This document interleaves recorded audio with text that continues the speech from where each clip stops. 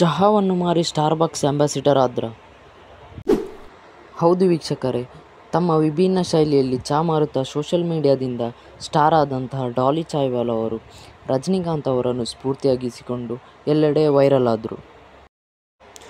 ಇವರು ಶ್ರೀಮಂತ ವ್ಯಕ್ತಿ ಆದಂತಹ ಬಿಲ್ ಗೇಟ್ಸ್ ಅವರಿಗೆ ಚಹಾವನ್ನು ಕುಡಿಸಿ ಇನ್ನಷ್ಟು ಪಾಪ್ಯುಲರ್ ಆದರು. ಅದೇ ಒಬ್ಬ ಚಾಯ್ವಾಲಾ ಈಗ ಅಮೆರಿಕನ್ ಮಲ್ಟಿನ್ಯಾಷನಲ್ ಕಾಫಿ ಹೌಸ್ ಆದಂತಹ ಸ್ಟಾರ್ಬಕ್ಸ್ನ ಬ್ರ್ಯಾಂಡ್ ಅಂಬಾಸಿಡರ್ ಆಗಿದ್ದಾರೆ.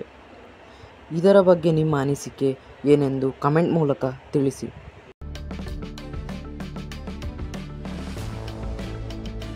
सुबह जल्दी उठता था और रात तक मैं अपना काम करता था और बड़ी मुश्किल से पैसा कमाता था, लेकिन मैं हमेशा जानता था कि कोई चमत्कार की तलाश करनी पड़ेगी। नहीं होने वाला है, आपको काम करना पड़ेगा, सीखना पड़ेगा और